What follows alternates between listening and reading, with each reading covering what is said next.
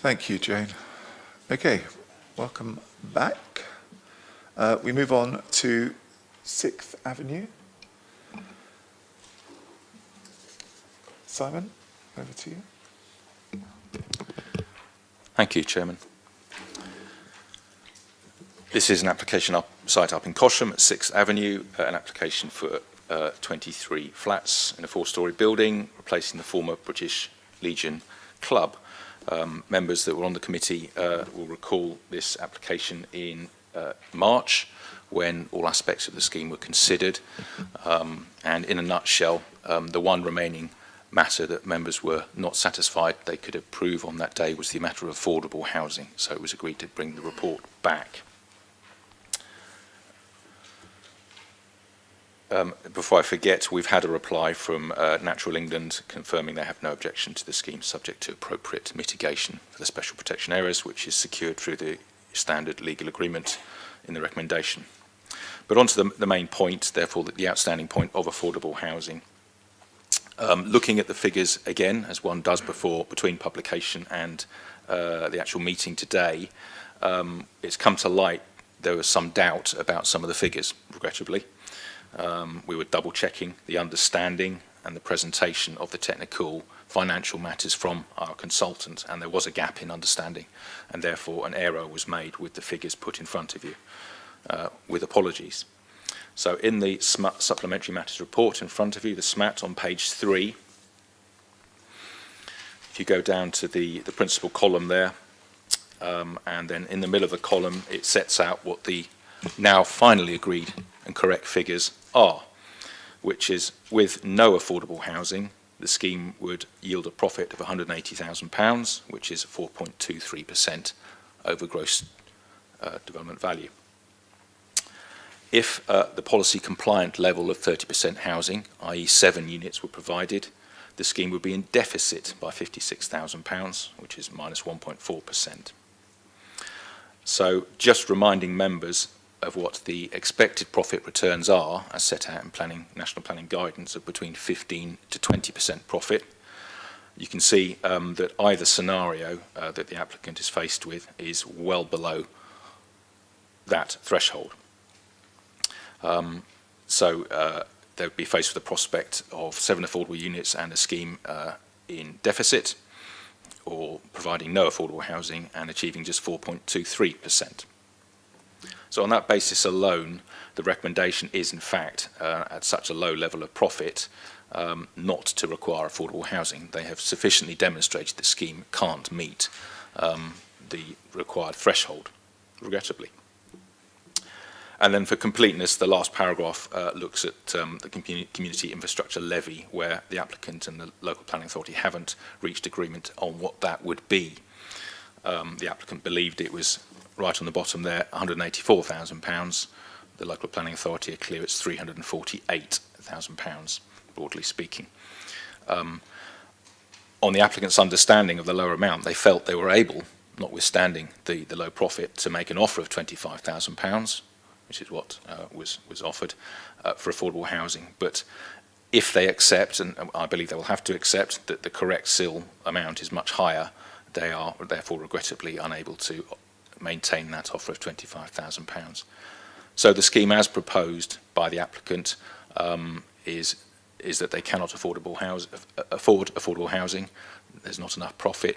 Your officers agree with that in terms of the final figures in front of you, and so we would not require that any affordable housing is provided. That is the recommendation. So we have a new recommendation, which is to secure the standard legal agreement to mitigate for the effects on the special protection areas as per normal, and otherwise the rest of the conditions and the scheme as discussed back in March. Thank you, Simon. Mr. House, you're giving a deputation. You have 6 minutes. Thank you, Chairman. This planning application has already been presented to this committee, as you've heard, on the 22nd of March. A copy of the planning officer's report to this committee is attached in your papers. At that meeting, members agreed with your officers that the scheme accorded with the development plan and were complementary regarding the design, the layout, the massing, the relationship to neighbours, and expressed support for the redevelopment of the site as proposed. Despite that positivity, the application was deferred for clarification around the viability of the scheme and whether the scheme could indeed offer affordable housing contributions or not, once all the development costs were subtracted from the expected sales revenue. The conclusion of our assessment is that the scheme is unviable, as you've heard, and no offer can be made. This conclusion is confirmed by your own viability experts. Despite no contribution being secured, in planning terms, this application is still policy compliant with your adopted plan, as the scheme has been tested by the appropriate means.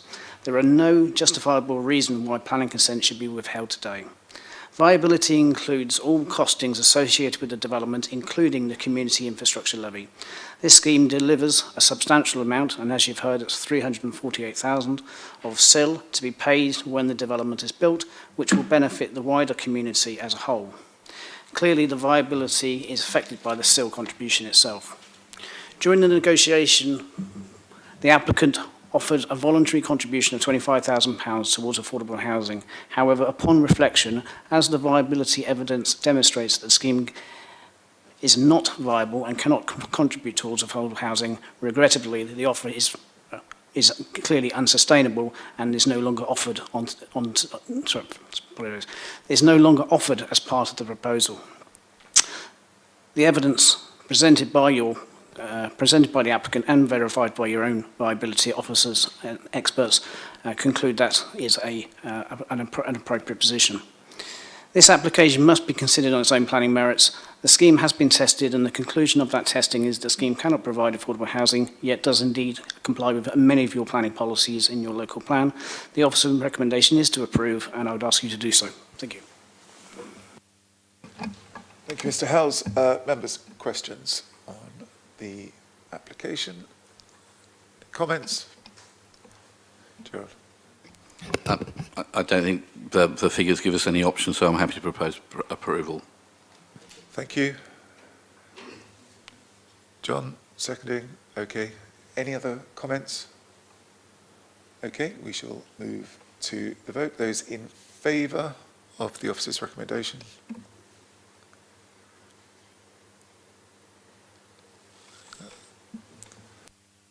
That's unanimous grant of planning permission in accordance with the officer's recommendation under the SNAT report. Thank you, Kieran. Copner Road. Chair, just before we move on, I know we get reports every so often in terms of what people think the likelihood is the outcome of building schemes, etc., and we have to make decisions based upon that. Do we ever have a chance to look back and see whether the reality is the same as what we've been presented as what we think will happen? So at the end of a scheme, look to see how much money the developer has made in terms of selling off and how much it actually costs to build, because it'd be quite interesting to see if the consultants are right or if developers are actually getting away with murder. Or not providing what they should, I suppose. I'm not sure that's appropriate language. But, yeah. Thank you. Councillor, yes, only on the occasions where we have a review mechanism, which isn't necessarily that common. It just depends.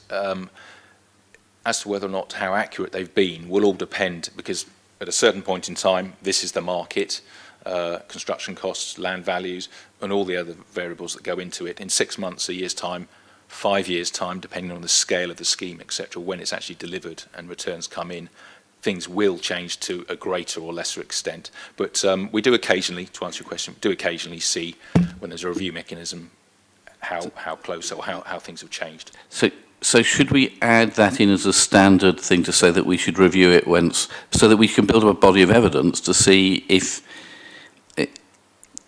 the people of the city are losing out because developers don't provide what they should do? I know there's an industry that's well advertised on the internet from consultancies telling developers that they will present figures so that people don't have to provide affordable housing. I think it would be quite interesting to see if we are being taken for fools. Is that possible? we can't impose that on schemes where there is no review mechanism. I mean, of course, when fully compliant affordable housing is provided, we don't revisit that. It comes forward, but they may or may not make more profit than they expected. On a scheme like we've just looked at, it's clearly so precarious, if I can use that word, that the review mechanism wasn't appropriate, and it's a small scheme. So it's only on the larger, more balanced schemes where we asked for a review mechanism that we'd have that chance. We had that recently on a scheme up at Drayton Dairies, I believe, where we did actually find out, and more monies did come in the end, as it turned out. So how can we ask for a report to look at this so that we could see what's been going on? It would be very interesting and useful I think, for me and other members. I think it would be just a request that we could engage the applicant later, should they go ahead and develop, etc., if they would be prepared to share their financial sums with us. That would be entirely up to them. A report setting out previous... Yes, I just think it would be very interesting to come here as the committee to say, look, this is ones where we've put a review mechanism in, this is what they said when they came forward and we said you could get away with less, and this is the reality of what actually happened. I can take that away. Okay, Copner Road.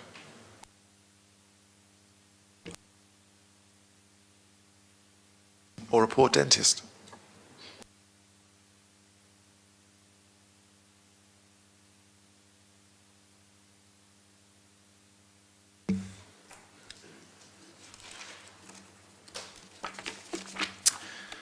Thank you. This is an application at 360... Sorry, yes, Councillor Dent, you need to absent yourself from this. I forgot. Yes, as Councillor Dent declared his interest on this item at the beginning of the meeting, he's now leaving for this particular item, that's all. Okay. Thank you. This is an application at 360 Copner Road for the conversion and extension of existing garage outbuilding to the rear to form an ancillary annex accommodation, a granny flat, in other words, with associated external alterations. Thank you to the members of the public who've had to wait, and we'll have your deputation shortly.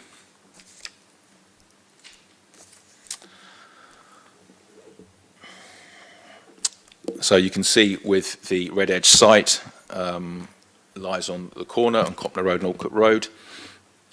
So the host property is the house here. It has a frontage parking court that would remain unaffected. There is the back garden. That is the garage outbuilding in question. Residential area, main road, Copner Road. We have a garage access at the rear here, serving vehicular access to a number of outbuildings and garages. This is the front of the property with the drop curb that would remain. And turning onto the side road, there is the garage stroke outbuilding that would be extended and converted. There is the garage access just beside it. This is the west-facing elevation facing the house, so it's on the western side, there facing the house. So on the left-hand side, you can see the layout of the existing building, which is that square there. That is the doorway, the shuttered doorway you saw in a photograph a minute ago.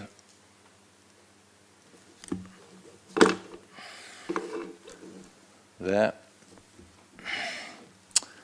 And you can make out the footprint of the existing building, so it would be widened both towards the house and towards the road, and a pitched roof put on the current flat roof.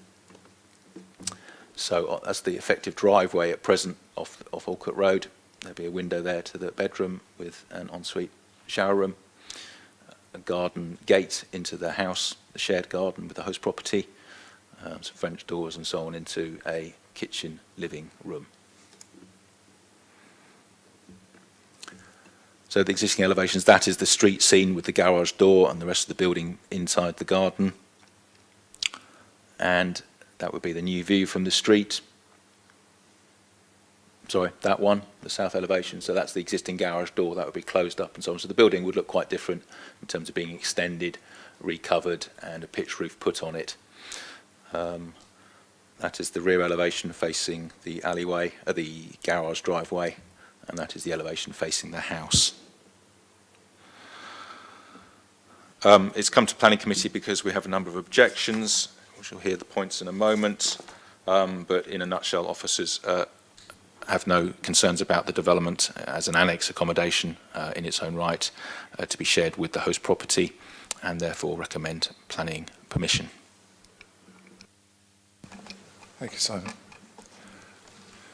Mr. Roberts, Mr. Edwards, Mr. Morris, hello. So you have 12 minutes between you to give your deputation, so if you can sort of work that out amongst yourselves, that would be useful. May I start, please? I'm John Morris, lives at 372 Cotton Road. And the driveway that runs behind the houses and the land in front of the garage of 360 I own. So I can't see how you can build over my land. And I have the proof here with the deeds if you want to see it. So I'm objecting him to do this. And there's no parking around there. Everybody got the right of way to go over the land to their garages as many times as they want. And there's no pedestrian access there at all. If he wants to have pedestrian access, he'll have to put it on the pavement at the side of the house, not over the land I own. Thank you, Mr. Morris. Thank you. Chair, I just wonder if it would be helpful to have advice from our lawyer in terms of the where we sit legally in terms of ownership of land and what that does in terms of planning permission. Noted. I'll come to that once deputies have Yeah, finished sorry, speaking, Councillor. Can we hear the deputation first? I think that's the normal way of things, isn't it? Pardon. Good morning or afternoon, wherever we're at. My name's Lee Roberts. I live directly opposite the proposed property at 2 Alcott Road, so the west elevation will be facing directly to my property. I'm just wondering, do we need any demonstration the annex is necessary? Because there are concerns, there are 12 other garages in this immediate area, one completely adjacent to it, which could also apply for an annex, and 60 garages that are actually in the road of Alcott Road that could probably all fall into the granny annex category. The development is connected to 362 Copner Road garage via a single skin block 100mm wall. I'm speaking on behalf of the owner of 360 Copner Road, as he's concerned because this wall should be separate from his property and freestanding, because his concern is if he decided to remove his own garage at 362 Copner Road, there would be no full height wall on 360 Copner Road because it is a shared part of, it's not independent to the property of 360. The owner of 360 also parks his vehicles in his garage and carries out works within. He's concerned that the noise, fumes, etc. may cause a problem to the proposed dwelling, which is directly next door and not separate, and he's worried that complaints may arise from the applicant due to carrying out works in his garage.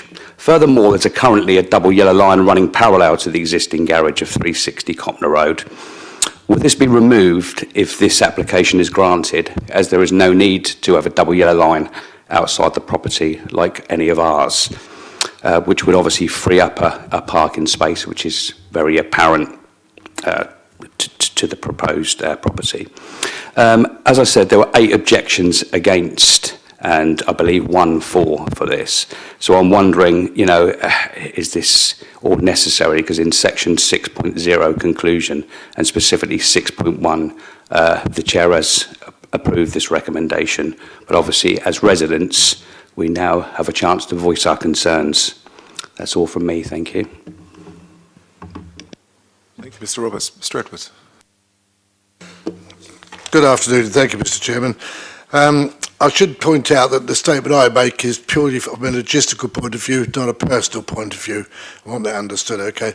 I've lived in Alcott Road since February 1976, my house being diagonally opposite the above property and whilst the above proposal does not affect my property directly, I feel there are other matters that need to be addressed. Since the current owners took possession of the above address, there has been a steady increase over the ensuing years of vehicles either owned by or connected to the applicant, photographs of which I submitted when I came to view the plans at the civic offices shortly after the planning application was submitted. Indeed, on one occasion, some years ago, I had occasion to register a complaint with the owner regarding work being carried out on a vehicle at 1:30 in the morning in the very garage they now seek to convert. Which begs the question, where are they going to keep their vehicles, repair them, whatever, if they're not going to have a garage anymore? As I understand it, and I stand to be corrected on this, the plan is to convert the garage into living accommodation for Mr Yates and his partner, the applicant's brother, to occupy the ground level of the house, with the first floor of the property being sublet to prospective tenants. Doubtless any prospective tenants would be accompanied by a car or cars, thereby adding to an already intolerable situation for Alcott Road residents, unless the applicant has plans to provide off-road parking for prospective tenants, which I very much doubt. In conclusion, should the planning application be approved, it would surely set a precedent for owners of houses 364 to 382 Copner Road who may wish to convert their garages, thus posing a further question: where would their cars be parked, I wonder? And whilst I appreciate that parking is a citywide problem, I trust that should this application be approved, this will be swiftly followed by the council declaring Alcott Road becomes a residential parking zone. Thank you very much for listening. Thank you, Mr Edwards. Kieran, the matter of land ownership.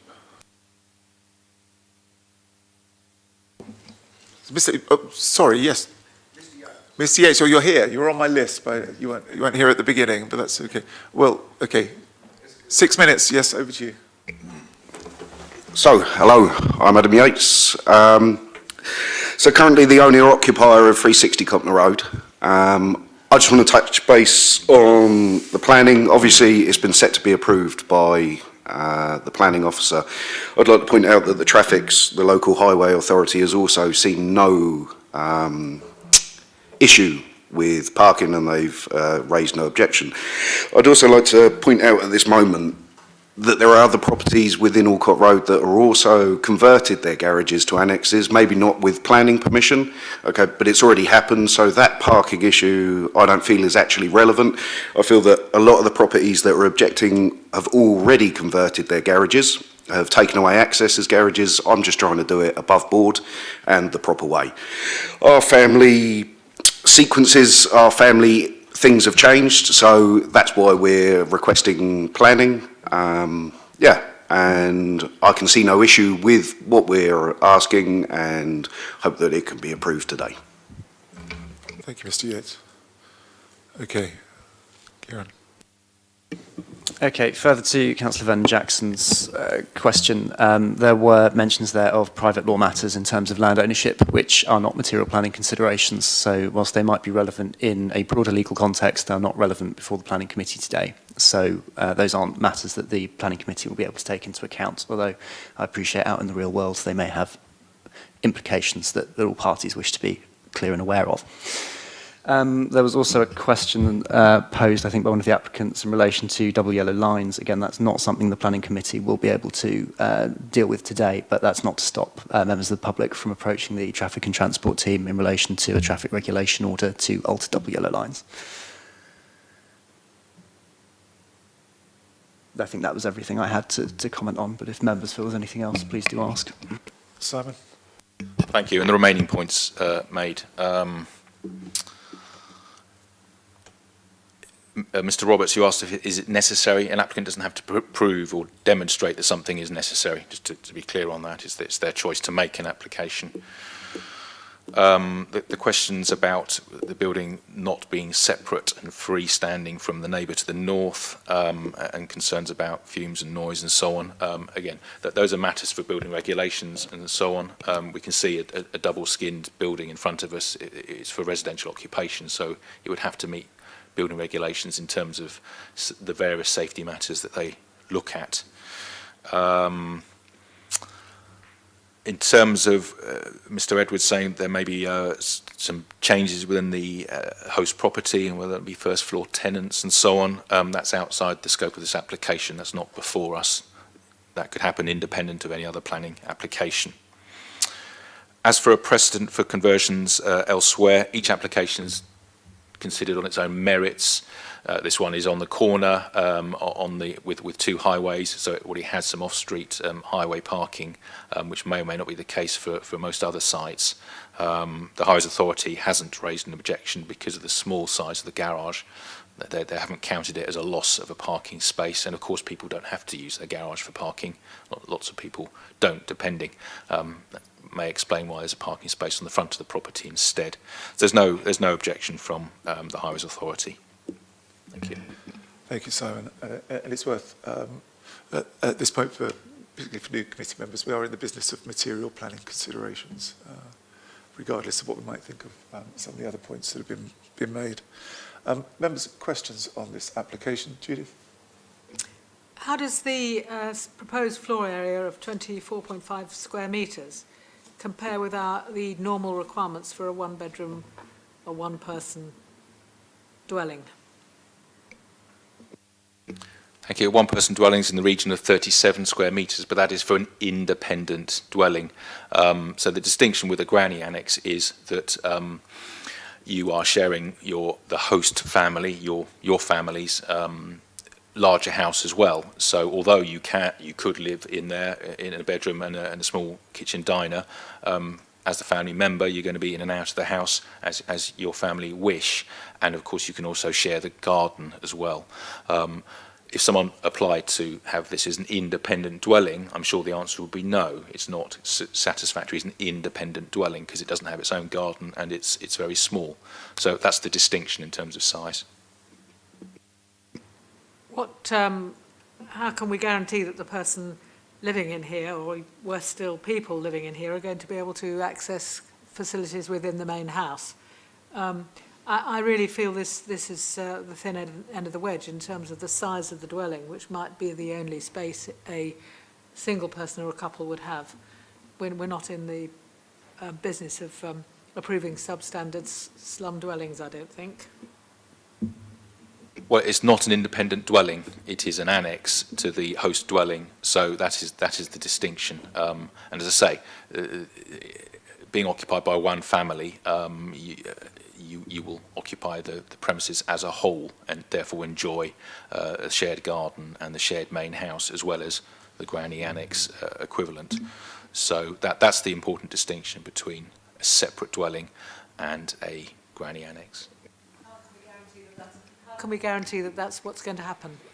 We can't guarantee it, but should they occupy that and rent it out to an unrelated party, not living together as one property, and that were brought to our attention, we'd start an enforcement investigation. Gerald? Chairman, as I understand the plans, the only access route into this property, if it was being an annex, is through 360. So through the original house is your only access route. Is that right? No, if the slide comes up again. So you can either go through the front door of the existing house and go through into the garden, oh, yeah, or okay. This is the driveway there, just come in through the gate and in there. So there is separate access. So, okay, which is, thank you. Okay, that's right. I'm just going back to Kieran's bit. As I understand it, the law in England allows me to put in a planning application on land I don't own. So if I wanted to put in a planning application to build a house in Buckingham Palace's garden, I'm allowed to do so, even though I'm not going to get permission to do it. And even if I did, I couldn't build it. Well, you might get planning permission, but the stumbling block would be that you have to serve notice on the other person whose land it actually is. So whether in actuality you'd be able to do it is a totally different question. But in principle, yes, you can apply for planning permission on other people's land.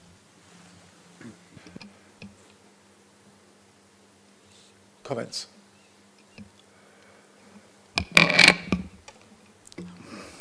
So if there was no access from the road, I would be it would be quite obvious that this is something that is just access through the house and therefore is an annex to the house.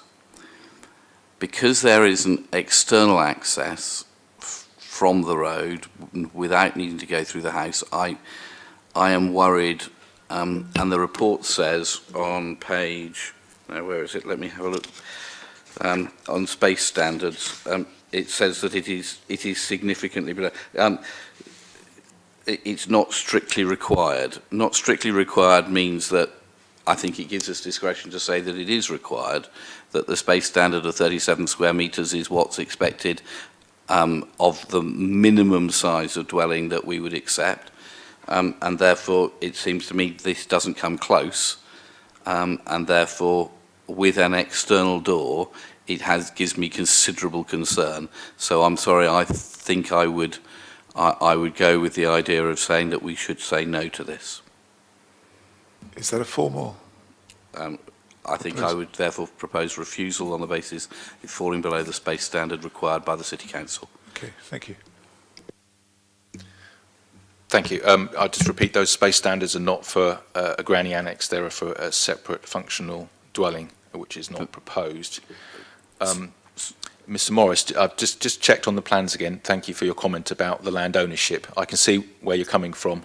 You mentioned that you own the drive. Could you put the plan up, please, Jane?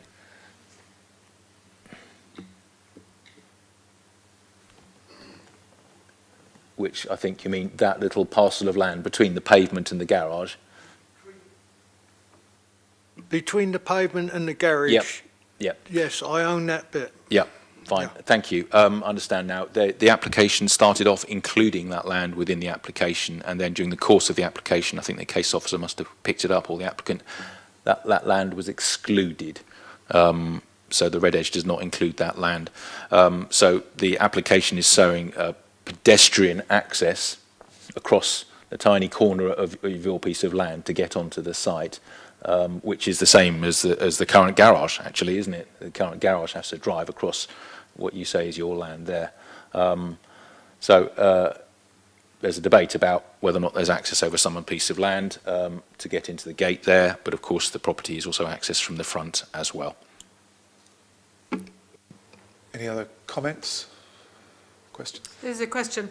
Under paragraph 5.9, it says to ensure an entirely separate single residential unit doesn't occur, a condition over the use of the annex would be set. And I'm just moving to look at that condition to see whether we're happy with that.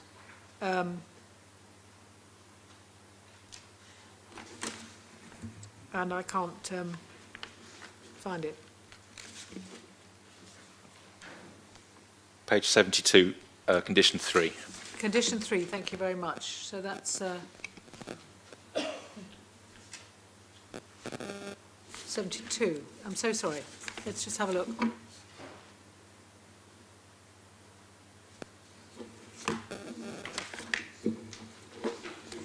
What page are we on? It can't be 72, that's about, We haven't got a 72. that's about 68 is seawalls. Yes. What page are we on? So, Then I'm sorry. Well, we only got up to so 68. have you got the paragraph number, Simon? Because the paragraph numbers will be the same, even if page numbers are not.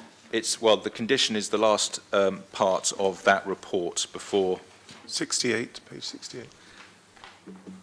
Of which we've got time limits, approved plans and ancillary use. That's it.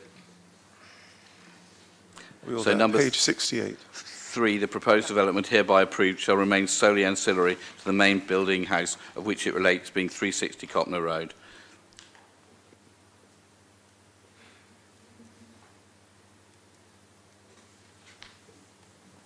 Yeah, got it. Thank you.